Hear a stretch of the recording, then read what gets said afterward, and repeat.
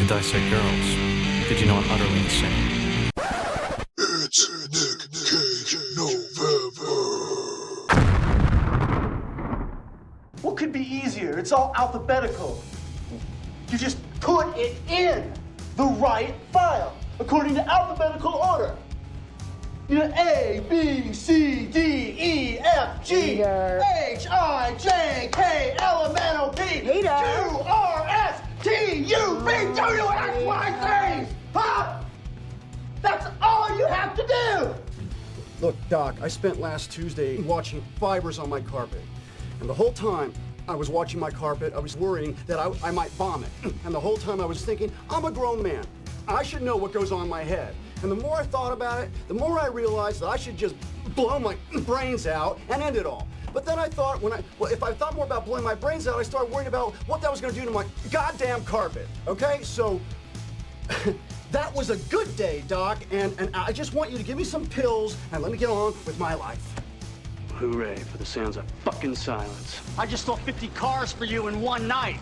All right, I'm a little tired, I'm a little wired, and I think I deserve a little appreciation. Pick the fucking card! Ta-da! Oh yeah! You put your right foot in, you take your right foot out, you do the hokey pokey, and you fucking work it all out. Mouth to dildo to ass to ass. Hi, Brent. Anal beads. I'm sorry I was such a saint before, and I'm such a Prick now. Put the bunny back in the box. Hello and welcome back to the Skewered Universe Podcast. As you heard, it is Nic Cage November, where we here at the Skewered Universe celebrate the works of one Nicolas Coppola, better known as Nicolas Cage. My name is Jeff, your host, you know that, and I'm joined, as always, by Leanne, the comic relief, the brains behind the operation. I'm just a pretty face, ladies and gentlemen. This is the one who runs the show. How you doing, Leanne? Good enough to tell everybody to suck dick. Nice, as always. So yes, we are doing Nic Cage November, finally. You're I've so talked excited. about it. I am really excited. I am really excited. This was the month I've been wanting to do for so long, and I'm finally pulling the trigger and doing it. One, because alliteration, Nic Cage November. I mean, Cage doesn't really work, and because it's my birthday month. I know some people are like Scorpio season. Exactly. Some people are like, November's about Thanksgiving. It's really about me, people. This is my month. This is my time. Down here. Okay, let's not do Goonies references anymore. So, it is Sunday, November 14th. And I want to talk real quick, and then I'm going to ask you a few things. But last night, I got to watch AEW Full Gear. And again, you were very excited. I was very excited.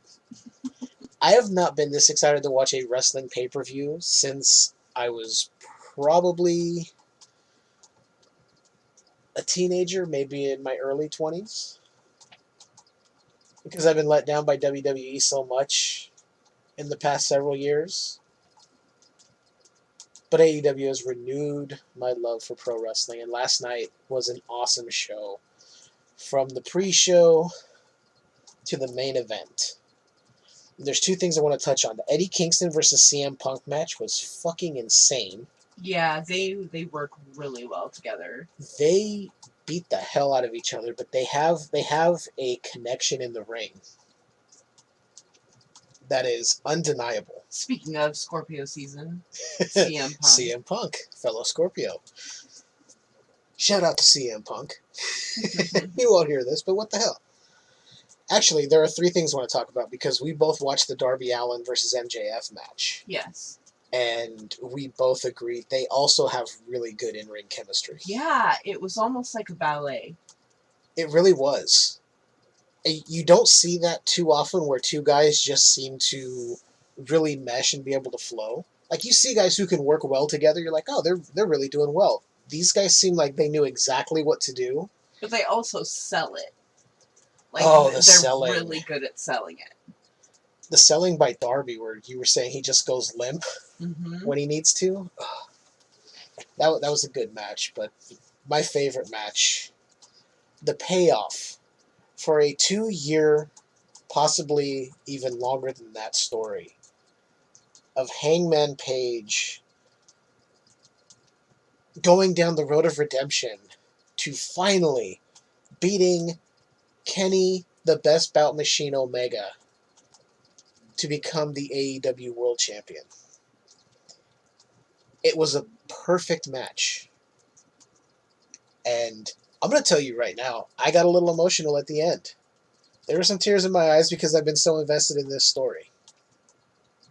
I didn't know what was going to happen, and if you haven't watched the match, well, here's a few spoilers. The Young Bucks had come down to ringside. Nick had gone to one side of the ring, Matt was on the other. Page was going to hit the buckshot lariat, and he just stared at Nick, and Nick stared back at him. Nothing happened. Page hits a buckshot lariat to the back of Kenny's head, goes to the other side of the ring, and there's Matt Jackson looking up at him. They share an exchange, staring at each other. Matt just nods with this look of, it's your time, go for it. Buckshot lariat from Hangman, the 3 count, new champion. And I was watching part of, you know the podcast Wrestle Talk that I listen to and the videos I watch all the time. Yes, it's a very good one. And Luke made a point, and I didn't even think about it, because Hangman had a promo where he told the Young Bucks, I'm sorry for everything I did, but if you interfere in my match, basically saying, I will ruin your lives and your careers. And he goes, the apology meant something. And that's little details that go into storytelling that make it that much better. But my favorite part was the Dark Order comes out to the stage. They're clapping and applauding. They're celebrating. Page calls them in the ring. Alex Reynolds goes to hand Hangman a beer. Hangman didn't drink the beer. He tossed the beer behind him, and they just had a group hug. They hoisted Page up on their shoulders and celebrated the win. And I am one happy motherfucking wrestling fan today. Aside from that, really the only other thing I can think of I've been doing is we've been kind of doing a semi-rewatch of Dexter. Sort of, kind of, but not really paying too close of attention. Just kind of on in the background. But I started reading my trade paperback, the first, I think there's 3 of them, but I have the first one, of Marvel Zombies, and that's actually pretty damn good. That's all I've been up to.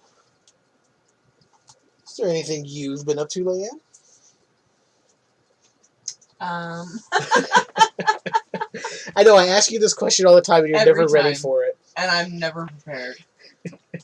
Well, okay, so I have been actually listening to a real podcast, as opposed to Dateline or 48 Hours, which is literally just the audio of the show. Right. Turns out I'm not a huge podcast person, but I've been listening to Strange Highways by our dear friend Paul. And I've also been going through the Twilight episodes, too. Like on, I think it's... Is it Amazon? No. I think it is Amazon. Yeah.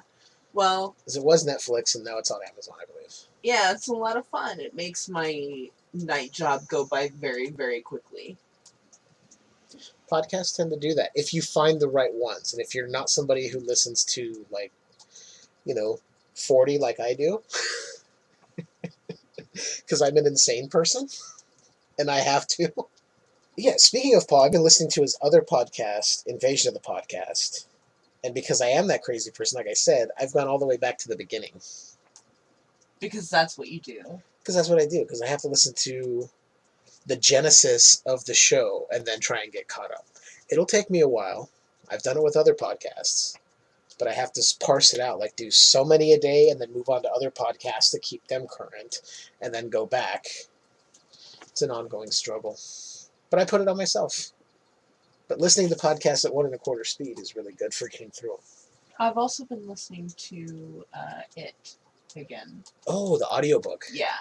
Yeah. I read it as a kid, but then, over the years I've forgotten about it. Mm-hmm. I started listening to it, and I'm like, oh, okay. Okay, I was not prepared. There's certain things you forget about, and then when you're you start going through the audiobook, or even if you were to pick up the book and read it again, you're like, oh, yeah. Yeah. Yeah, I read that book twice when I was younger. And I remember reading parts of it and getting so lost in the book that I would have to force myself to stop because I wouldn't be paying attention to anything going on around me. Yeah, I've tried to listen to it after work on the way home, but I can't do it because I'm concentrating on driving, so it's like my brain can't hear it. It's not the same. It's not the same. I tried that too, and I was like, you know what? This ain't doing it. I gotta go. Like, podcasts I can do. Anyone who listens to podcasts, probably, aside from yourself, because you're not a big podcast person, anyone who's like me and listens to podcasts probably has a conversation with the podcast in the car when you're listening, knowing they can't even hear you. I've done that. I've actually argued with the podcast when they say something that's incorrect. Okay, we had a brief interruption there, but we're back. What was I saying? Oh, yeah, I've had arguments in the car with podcasts. And yes, I'm a crazy person. So, before we get into what we're going to be covering tonight, is there anything else? Any games? Any new music you've discovered? No. No? All right. I don't think so. Okay. That's cool. I'll brief you ahead of time next time if there's anything you want to discuss in this opening portion. That way you know ahead of time. No, it's okay. It doesn't help that I smoked earlier, so. That's fine. That's fine. Makes for a good... You forget, I podcasted while drinking whiskey once. We all know how that turned out. Pretty damn amazing, if I do say so myself. Actually, it was probably shitty. I never went back and listened to it, because I don't go back and listen. I edit, I post, do. And that's it. Jeez, I go back and listen. Because I have a thing. I feel like if I was listening to my own podcast, it would be like I was some egomaniac. Yeah, but at the same time, you can hear, like, issues with the audio as anything I the can listener. tweak. Yeah. Yeah. Some of our episodes, I'm like, ooh, I wish the audio were better. Yeah. But then other episodes, I'm like, okay, that was really good. That was one of I have a few favorite episodes. I can't name them right now, but yeah. Cool. Yeah, it's quality control. I should do a preliminary listen before I post, but at the same time, I'm like, I just want to get this out. And then I'm like, I don't want to be caught listening to my own podcast. Like, everyone knows I have a podcast, and they'll be like, oh my god, are you listening to yourself? That's so egotistical. You're an asshole. Yeah.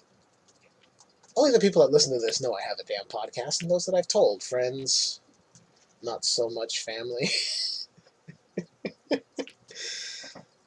Anyway, I've also posted a new Transmissions episode over on the Patreon, so go over to Patreon, search for Skewered Universe Podcast. You can sign up to support the show, and we've got 3 episodes of Transmissions up for you there. I'm going to be putting up more over the next couple of weeks, and hopefully soon, Leanne and I will get to record the commentary for Tales from the Crypt Demon Knight that we've been talking about.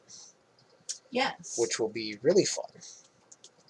And I have notes on points we can talk about, because I've been doing podcast homework and research, because that's one thing I'm picking up from listening to these podcasts with a critical ear. Mm-hmm. Yes, ladies and gentlemen, you're getting some insight into the backdoor workings, backdoor, of the Skewered Universe Podcast. All right. That brings us to what we are doing. So as we said at the top of the show, it is Nic Cage November. And we have chosen 2 movies to cover this month. The first one being Vampire's Kiss. How was your weekend? It's all right, you know. It's nothing earth-shattering. He was an ordinary guy. Morning, everyone. Good morning. Looking for an extraordinary love. I'm Peter Love. Rachel. I brought this girl up to my place the other night. It started with a kiss. Really hot. A very special kiss. You wanted her very badly. Yeah. A kiss that could drive you mad.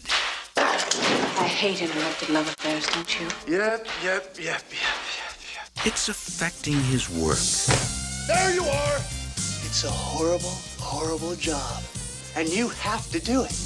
It's ruining his appetite.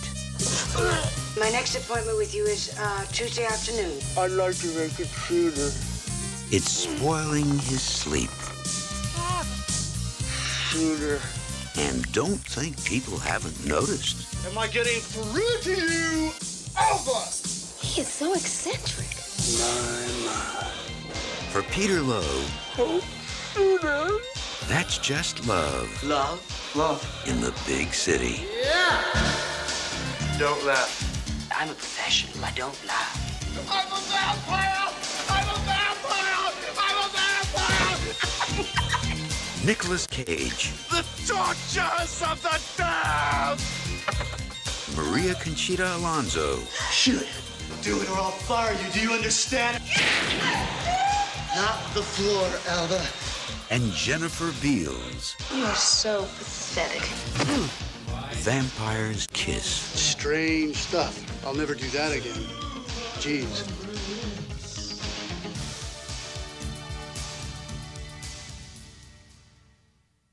Neither of us have seen this movie, Correct. and it has regained some popularity recently because now it is readily available, because for a long time it was only available on like VHS, maybe a limited run DVD, I'm not 100% certain. And from what I've heard, it is crazy Nic Cage, which is what we're all about. Well, I'm looking at the Wikipedia page, and it says that the writer wrote the film as he grappled with depression, Oh, and he wrote the screenplay as a response to his toxic relationship with his then girlfriend. oh wow. That's going to be interesting to see if we can pick up on those notes as we watch the film. Yeah. That'll be interesting. There is one little piece of trivia, and I'm going to throw it out now because I think you would find it interesting. Christian Bale apparently based his performance of Patrick Bateman on Nicolas Cage's performance in this movie. So I want to look for that too. So there's a couple of subtle things we can look for to see what we find. This should be interesting. Yeah, I think so. The movie stars Nicolas Cage, Maria Conchita Alonso, and Jennifer Beals. And there are some other character actors I found that are in this, like David Hyde Pierce from Frasier, and John Michael Higgins. Now, I best know John Michael Higgins from his role in Blade Trinity as the doctor that was trying to diagnose Blade with some medical condition when they had him in custody. Mm-hmm. He's shown up in many other things, but I can't remember. I think he might have been in like Best in Show or some of those movies directed by, holy shit, I can't think of his name. I can't think of his name, but he was the six-fingered man in The Princess Bride. Yeah. So anyway, we're going to do our regular routine when we watch a movie. We're going to start it, and we're going to come back interstitially and let you guys know what we think as we go through. So without further ado, we're going to start the movie. And y'all are going to hear our first thoughts when we come back. Show starts in 4 minutes. Visit our snack bar and treat yourself to some delicious Castleberry's pit-cooked barbecue sandwiches.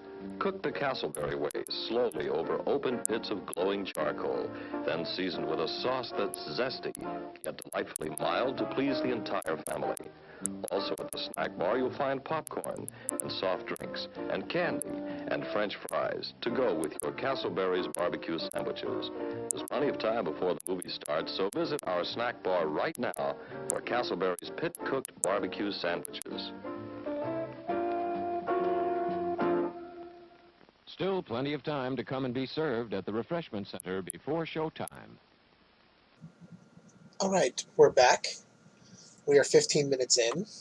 So the story so far is Nic Cage is a publishing executive for like a book publisher. He's very much that 80s businessman, but with the Nic Cage twist. because he's approaching this character from a very odd angle, I would say. So we've seen him take a woman back to his apartment. From a bar. From a bar. Like that. You're annoyed because you're like, that's how women get murdered, going off with strange guys in the bars. That's, I mean, I'm way too into crime stories.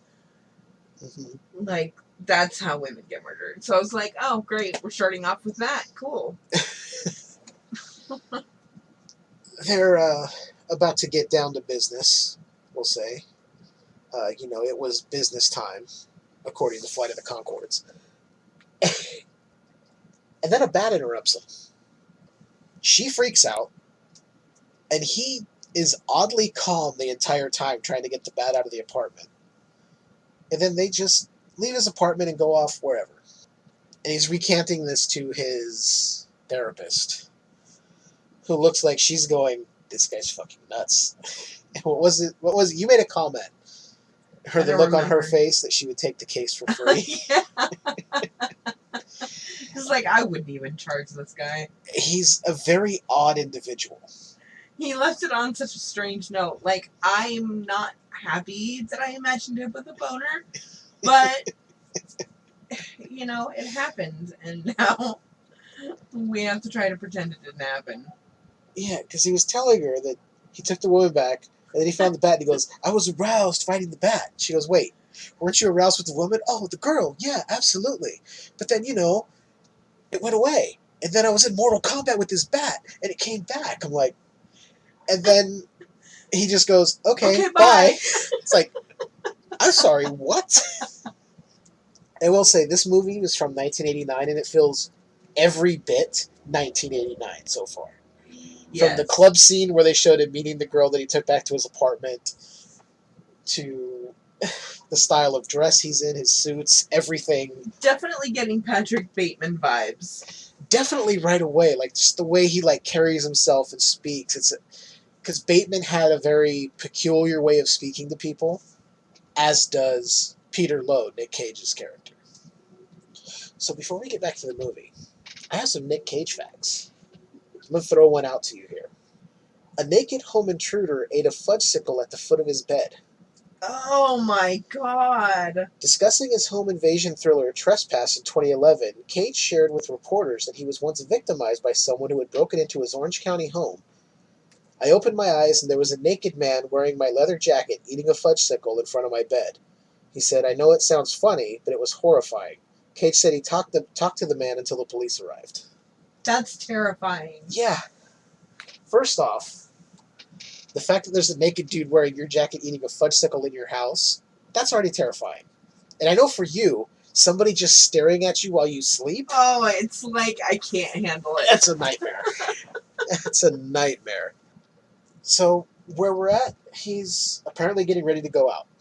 Yeah. He's also a dick to the woman, I guess his assistant. Yeah. He's really a dick to her.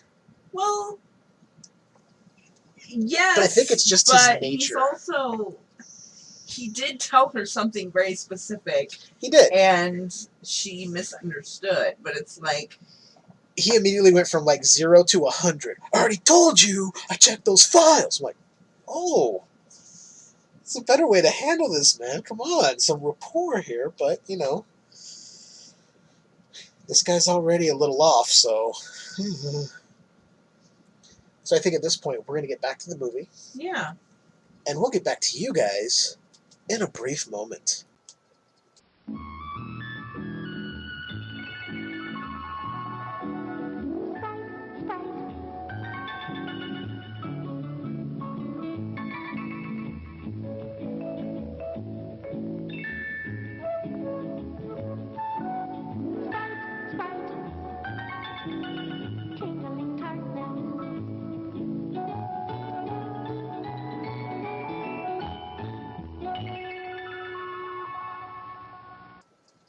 We're back once again. We've progressed a little further into our story.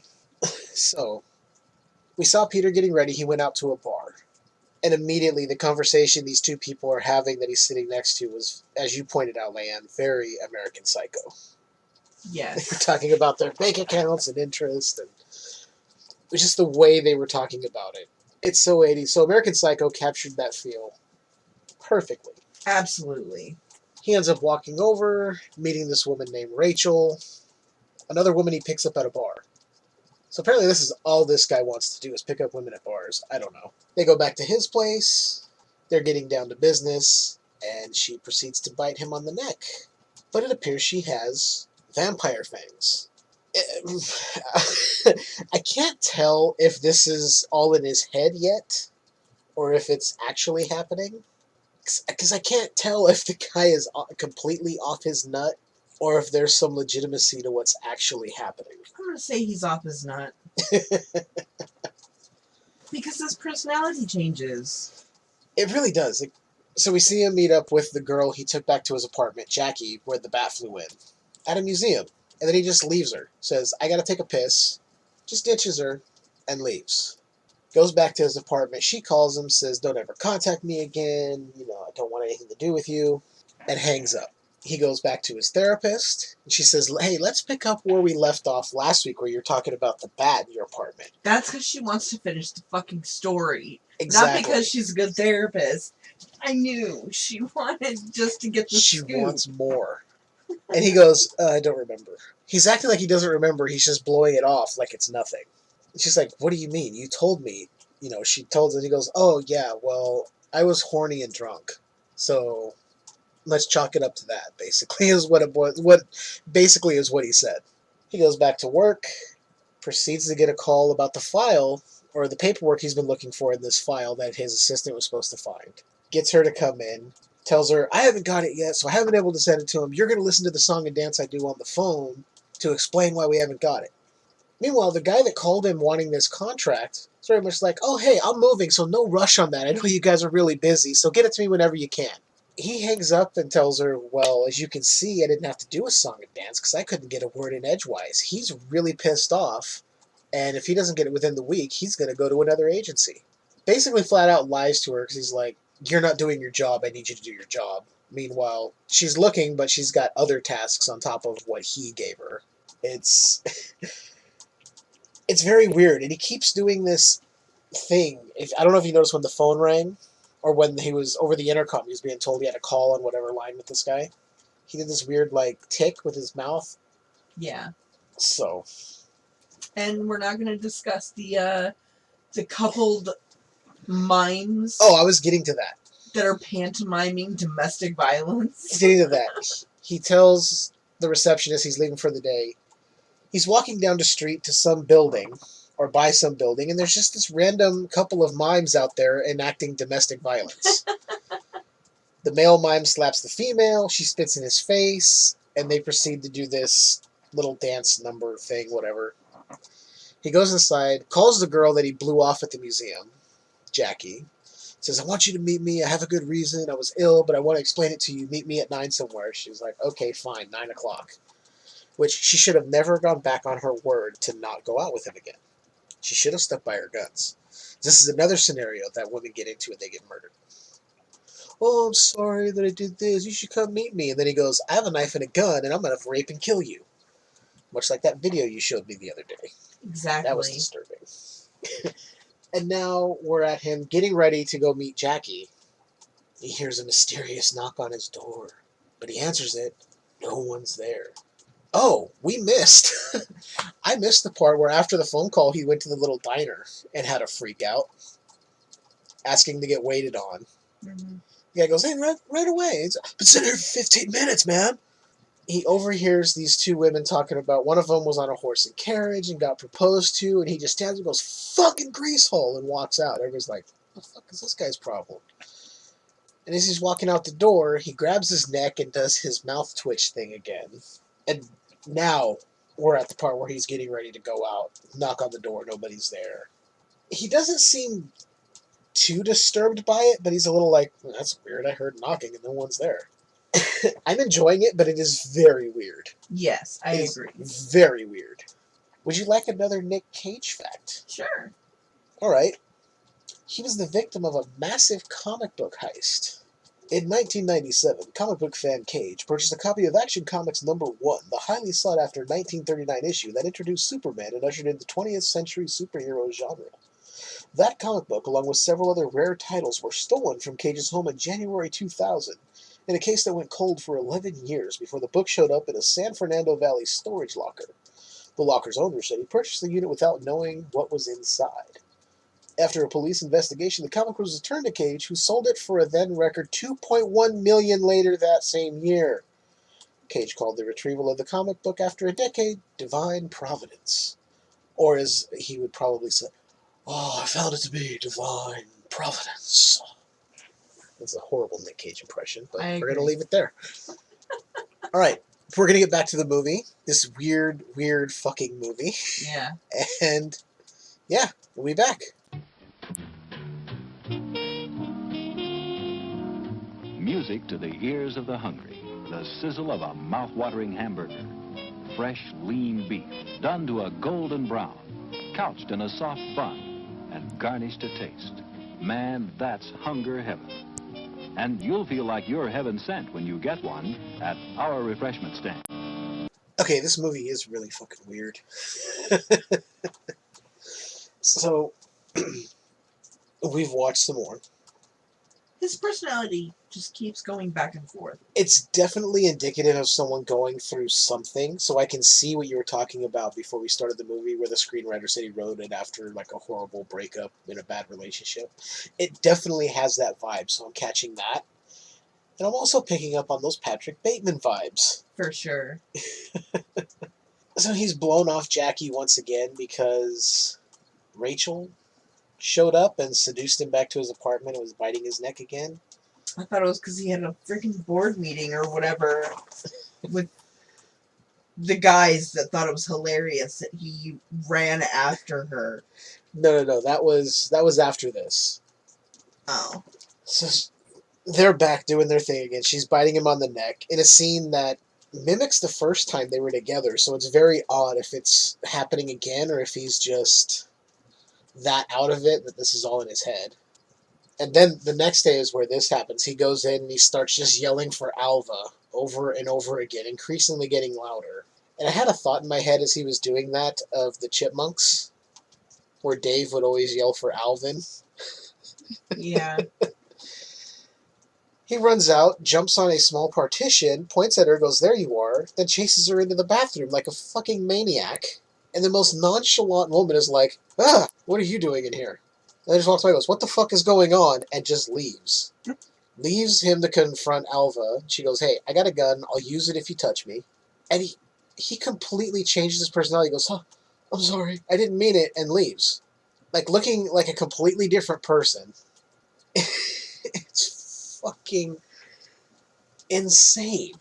He goes and has a meeting with several other executives, and they're laughing about him chasing her into the bathroom. But I did notice one thing. If you notice, he just kind of subtly reaches over and partially closes the blinds on his side. Yeah, I did notice that. Like, okay, I like that little touch. But they're like, "Oh, she wanted a raise after you chased her. Oh, she thinks she deserves it." Basically, think of any conversation rich 80s white guys would have in any movie, and that's this conversation. He destroys his apartment after he gets a note from Jackie saying, "Stay out of my life." And, oh my god, it's insane. He's telling Alva she needs to stay late to go through that file to find the contract they want. Goes into a whole crazy rant about how it's a horrible job and she has to do it, and he would never put anyone else on it because it's a horrible job and he wants her to do it. And now he's back in his apartment, and it looks like Rachel has shown up again. It's very hard to kind of synopsize this movie because it is kind of all over the place at times. But the way I'm seeing it is it's sort of, we're just witnessing this guy's mental breakdown. Almost like, and it's almost like he's read too many of the books that this agency he works for has published. So he's created this narrative in his head as to what's happening to him, as opposed to he just needs to continue therapy and maybe get other help as well. Yeah. I'm not sure, but that's what I'm taking away so far, but I'm interested to see where the hell it goes. Same here. I mean, I'm waiting for... I don't know. I feel like there's more to it, but we haven't gotten there yet. Yeah, I feel like we're getting a slow descent into his madness. Yeah.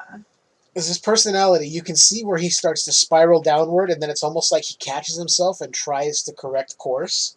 But then something throws him even further down, and he keeps trying to course correct, like, I need to keep it somewhat normal. Which, normal said bye-bye to this guy a long time ago, even at the beginning of the film. Yeah. So before we get back...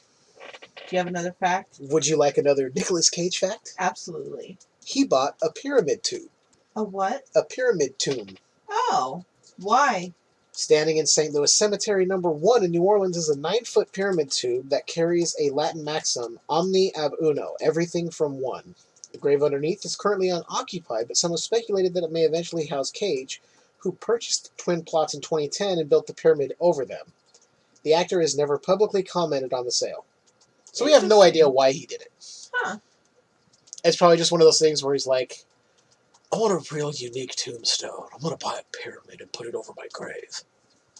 It's like, okay. Yeah, well, I get the feeling, isn't he one of those spiritual type actors, too? I think so. He has a very unique outlook on life. Yeah, like maybe he did too many drugs. Oh, sort of like how he said in this movie he took mescaline and it made him freak out. Yeah. Oh my god. This is a wacky movie. I'm glad we chose it. Yeah. And we're going to get back to it and see if we start to see any indications of him, I guess, starting to believe he's a vampire, because he's already being led away, sort of like if he's already under her trance, kind of like how Renfield was Dracula's assistant and would be under that spell. But, yeah, it's fucking weird, man. We'll be back. Your attention, please. All new hotshot electric in-car heaters have been installed for your comfort and convenience. Just insert heater through car window and turn on the switch. When leaving, please turn switch off and replace on speaker post. Warning, high voltage. For your own safety, do not attempt to repair or remove wires. Do not attempt to open heater unit. If you need assistance, please notify the theater box office or concession manager. Another 15 minutes in, and more questions left unanswered. Yeah. We see another night he has with Rachel. And she's like, tell me you love me. Just begging him to tell her that he loves her, and he does. And I was thinking as I was watching that scene, that very much feels like that was the screenwriter, like he was holding on to some relationship and he just couldn't let it go. Yeah. I feel like that this character, this Rachel the vampire, is a representation of whatever he's holding on to that's driving him deeper into his fucking insanity spiral. Yeah. He goes into work the next day. Alva has called in sick. And he does the most creepiest fucking thing you can do. Gets her address and goes to her home. Yeah. Pleads with her to come back. Oh, I'm sorry. You know, the pressure. I don't even care if we get the contract. If we lose that guy, fuck him. Whatever. It's no big deal. Only for him to do a quick 180 once they're in the cab. Yeah. He convinces her to come into work anyway. Says, I'll pay for the cab ride. No big deal. And then once they're in there, he's immediately right back. We're going to find that file. She's like, well, I thought you said it didn't really matter. He's like, well, yeah, we still have to do our job. It's... this guy is fucking insane, man. Yeah, so something about this last part made us laugh. Yeah, we'll get there. Okay. Alva ends up asking to stop by a gas station where her brother works, and she gets blanks for her gun because she has no ammo for it, because she's scared shitless by fucking Peter Lowe, because, yeah, he's a certified crazy person. He's insane. Mm-hmm. They get back to the office, whatever, they're doing their thing. He goes into the bathroom, to like wash his face or something, I'm not even sure what he did, and he looks up in the mirror and he goes, where am I? Where am I? Oh, I've become one. But with all the mirrors in the bathroom, we can see that he is clearly there. He's clearly there. And then all of a sudden you hear, he goes, where am I? He's going to go, you're in the crapper, Lo. So why don't you be quiet and take your goddamn acting lessons somewhere else or go back to the ladies' room? What the hell? And they just pan by the bottom of the stalls and you just see this guy with his pants completely down in there taking a dump. Yeah. Oh my god, this movie is... He's definitely... just... Crazy, yeah. It feels like... almost like somebody is grasping onto something to explain why they're having this mental breakdown. So in his case, it's, oh, I'm turning into a vampire. That would explain why I'm wearing sunglasses all the time and I'm having these mood swings and I'm crazy. It must be that I'm a vampire. Okay, that's what crazy people think. Yeah. I really want to know where it's going. Because we've got 43 minutes left that I want to see. Because it seems like it's starting to amp up just a bit. Like we're going to get to the crescendo of Nut City population Peter Lowe. Mm-hmm. Before we go back, would you like a piece of trivia about the movie or another Nic Cage fact? The movie, I guess. All right. I'm going to go through my notes here and find something. The song Peter Lowe hums to himself while making his morning coffee is Igor Stravinsky's Petrushka, Dans Russe. That's it. It's just one thing. I thought there was more and I didn't space them out. I'm like, oh, is there more? No. And fascinating. So we'll do two. Apparently he ate a real cockroach. Yeah. For the movie. Yeah. He consulted a doctor to ask, hey, would it be safe if I ate this cockroach while we're doing this movie? And the doctor basically said, yeah, but I suggest like chasing it with some really strong whiskey. So apparently he ate the cockroach and then rinsed his mouth out with high-proof vodka. Gross. Like, that's disgusting. But I admire your commitment to the scene, sir. Yeah. You fucking crazy person. All right, we're going to continue on this downward spiral and see where we end up. And we'll be back for you guys in just a moment. All aboard the snack bar special for Coca-Cola, peanuts, hot dogs, ice cream, candy. That's the snack bar special for Coca-Cola, peanuts, hot dogs.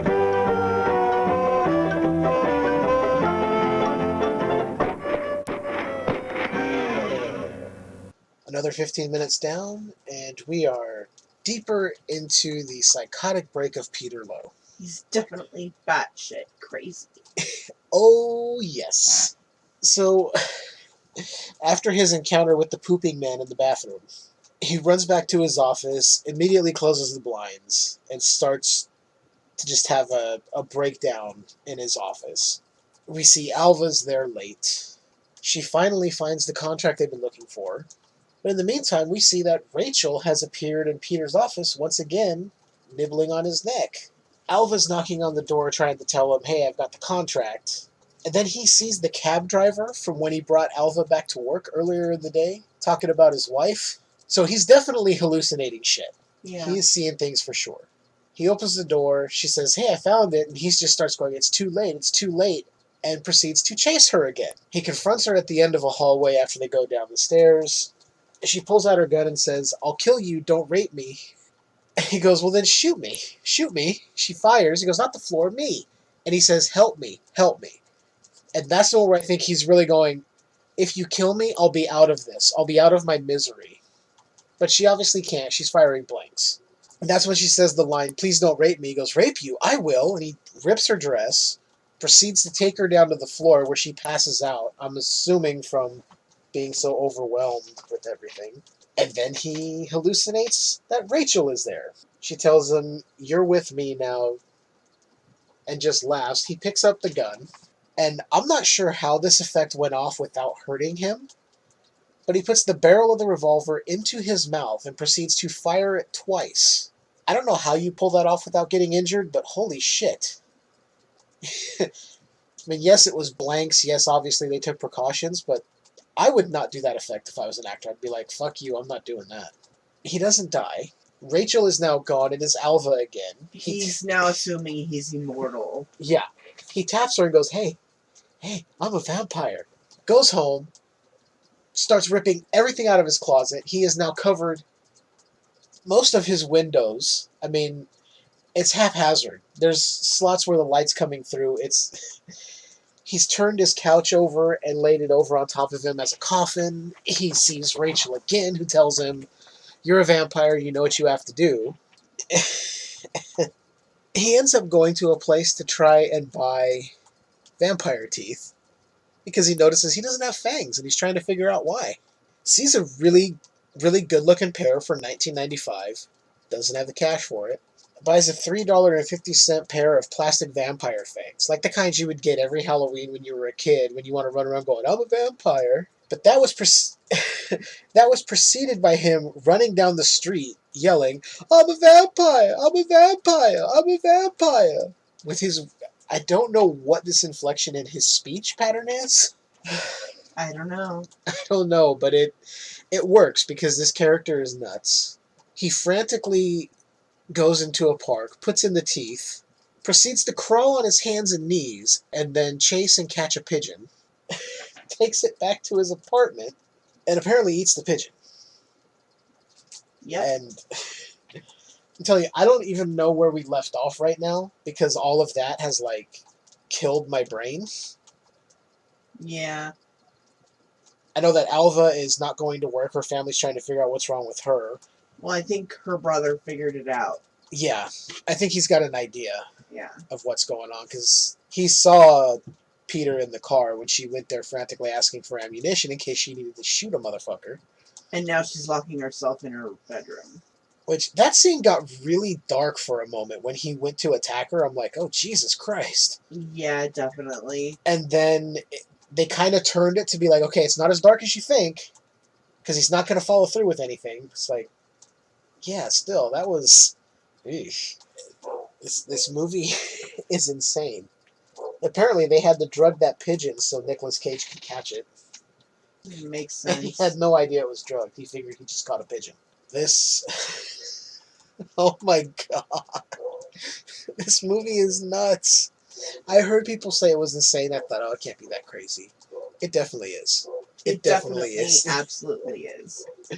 Oh, sorry. I was looking at my notes and the screen locked on us for a second. It's okay. I'm listening to our dog barking. Yeah, she's barking at something. Oy, oy, oy, oy, oy. Well, I did notice something as he's... Oh, that's what he did. He called his therapist to try to get a sooner appointment. Because he's having a freak out. That scene kind of reminded me of American Psycho when he's trying to call his attorney at the end, towards the end of the movie, and he's like, "I did some things, I need some help." It reminded me of that, like desperately reaching out to somebody.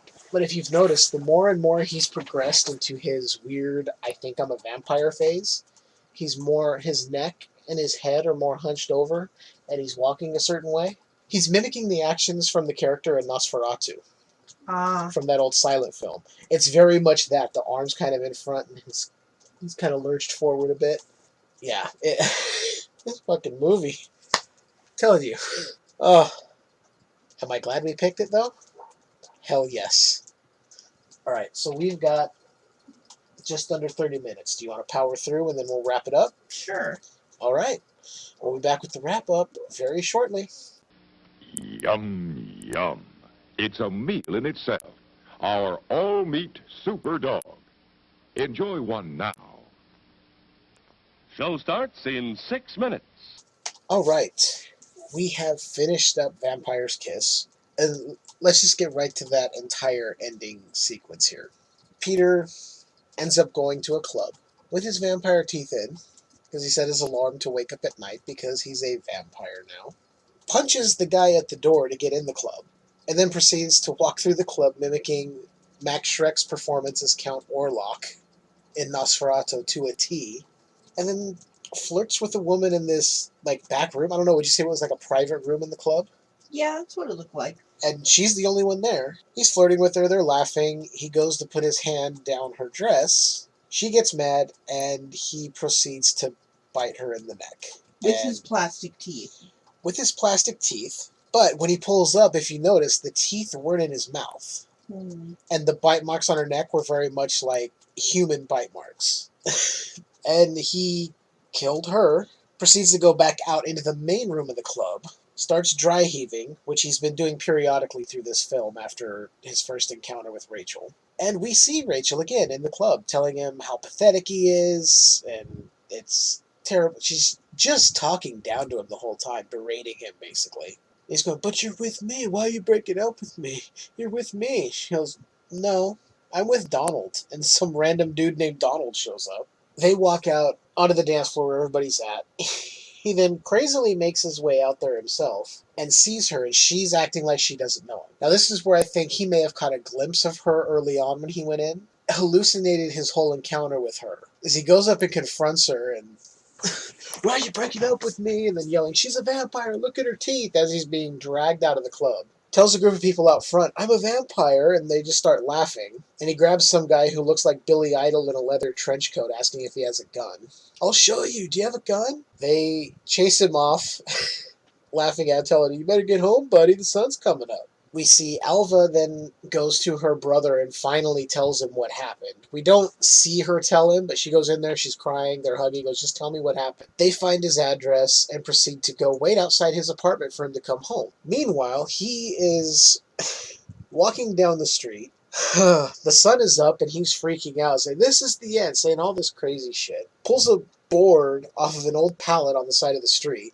Tells the couple walking by, I'm a vampire, kill me. Now, the funny thing about that scene is those two people were not actors. They were real people and had no idea a movie was being filmed. That's fantastic. So their reaction to look back like, what the fuck is wrong with this white person, is genuine and real. And I love that. He keeps making his way down the street, saying all this weird shit, moaning. He goes by a church, saying he's a vampire, asking them to take out their rosary beads and hold up the cross to him. He then just walks into the corner of a building, head first. Well, it's apparently his therapist. Apparently, because we get this back and forth in this scene of him telling his therapist he doesn't need her anymore, that he just needs to find love. And once he finds love, he'll be happy. And he told her, don't laugh when I tell you. He says, oh, if I find love, I'll be happy. She starts laughing. She goes, I have a patient that comes in right after you, and it'll be perfect together. You would have saved money and blah, blah, blah. Her name's Sharon. It'll be great. That whole scene, you cut back to him. He is just crazily talking to this wall. People walking by looking at him like, what's wrong with this guy? The whole scene with the doctor setting him up with her other patient. She brings her in. She's like, here she is. You'll be great.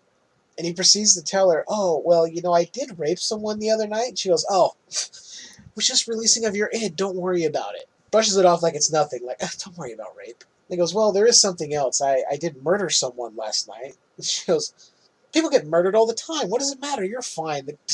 You're not even under arrest yet. I'll take care of the cops. You two just go on your big romance. And this is where I actually really enjoyed this because it showed how good he can be, even if he's acting crazy. He's having a full-on conversation with no one walking down the street. Oh, well, my place is right down the way from here. We can go there. You want to go? And then tells her he grew up in Philadelphia, this and that. As soon as they get to the door of his apartment, turns on a dime and starts yelling at her. Because he goes, oh, I was a vampire last week. He goes off, goes up to his apartment, is yelling at her. Meanwhile, Alva tells her brother Emilio, there he is. He gets out of the car as they're waiting, carrying a tire iron, and goes to confront him. Peter's in his apartment, just yelling at her, calling her a filthy pig, just losing his shit. Decides he's just gonna crawl under his couch and go to sleep. While that's happening, Emilio has figured out he's just gonna bust out the window to the main door of the building. He makes his way to Peter's apartment, lifts the couch up, tells him to get up, and Peter just grabs this piece of wooden pallet, holds it to his chest, almost like he's trying to push it in, but he can't find the will to do it. And Alva's brother just pushes it through his chest, and that's it. This is the death of Peter Lowe. Yep. The last thing we see is Rachel coming on screen saying, dream of me, my angel. Dream of me. And that's where we end. We end on a shot of panning out of the skyline of New York City, and yeah. So that was Vampire's Kiss. What did you think overall, Leanne? I really, really enjoyed it. Same. It is batshit nuts, but I didn't once sit there and go, okay, what? I didn't feel like it dragged. I was really intrigued the entire time because I wanted to see where it was going to go. I feel like the first half was slower, but once you hit the middle, it kind of just goes from there. Yeah, and I feel like that was intentional to like set you up like, oh, it's kind of this moderate thing that he's dealing with. You can kind of see some breaks, and then it's like, nope, he's full on nuts now. Here we go. And it just, once it gets there, it just kind of picks up and ramps to the end. And it really just kind of ends on, he's dead now. It's a resolution, but it's very to the point. Well, I think it's funny that it almost felt like a Twilight Zone episode. Like this guy, through a series of events, is convinced he has become a vampire. And even though he hasn't, that's the way he dies. He dies a vampire's death. That is interesting. Yeah. That is very interesting.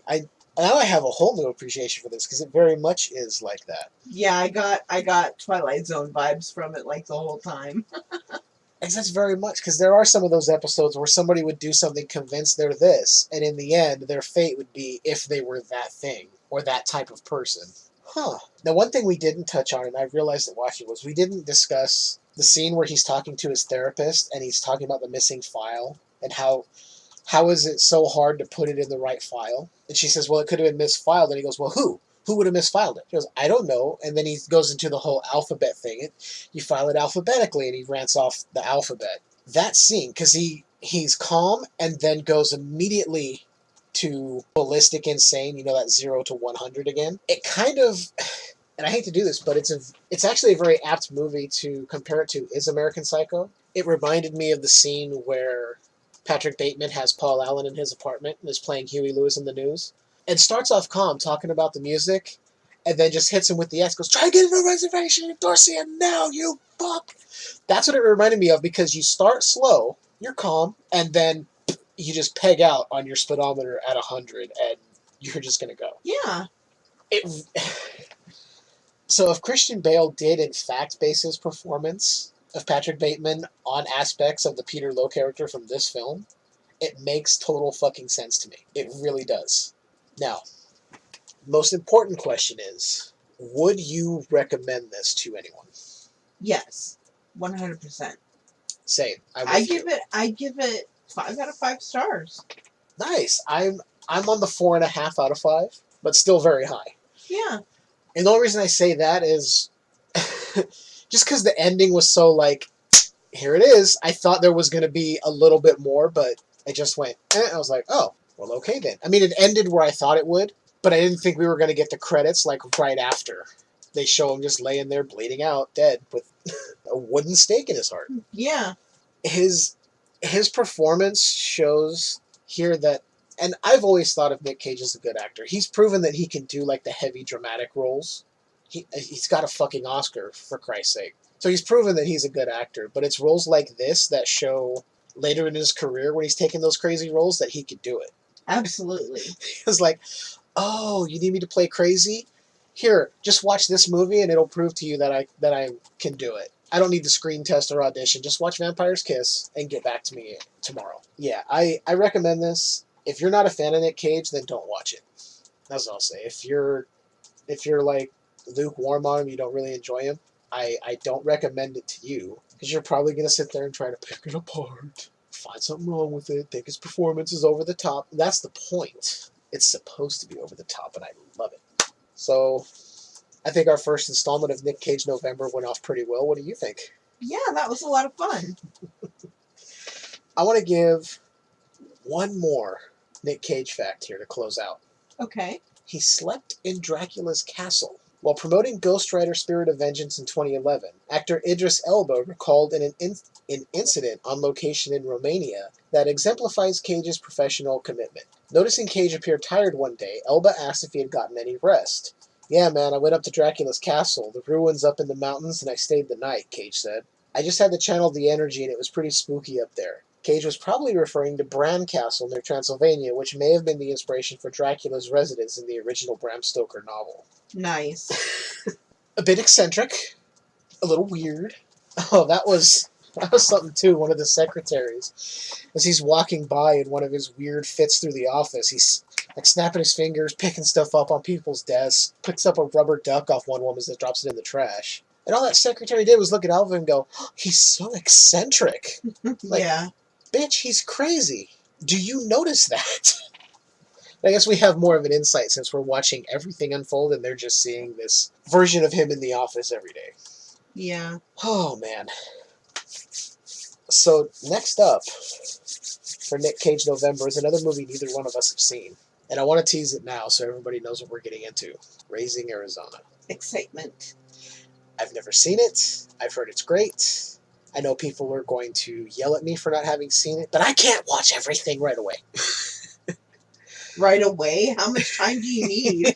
When did it come out? Oh, this came out in like early to mid 80s.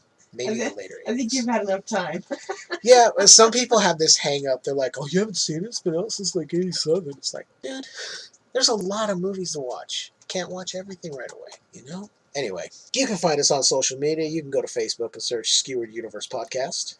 You can go to Twitter and find us there, Skewered_Universe, I think, or Skewered_U.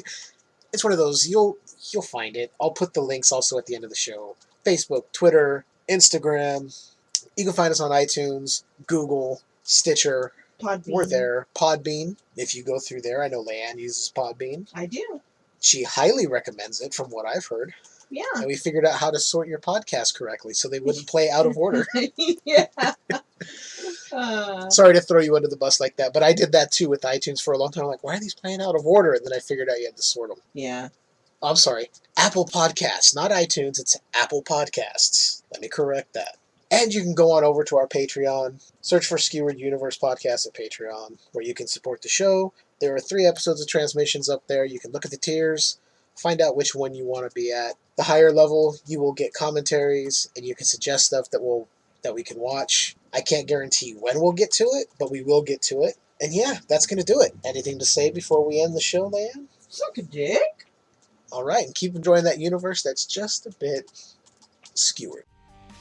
Check out Skewered Universe Podcast at the following links: skeweredhead.com, facebook.com/groups/Skewered Universe Podcast, skewereduniverse.podbean.com, Twitter at SkeweredU, Instagram, Skewered_Universe, email the show at skewereduniversepodcast@gmail.com, Patreon, patreon.com/Skewered Universe Podcast. Join our Patreon. Go to patreon.com/Skewered Universe Podcast to get access to exclusive bonus content such as Skewered Universe transmissions and audio commentary tracks.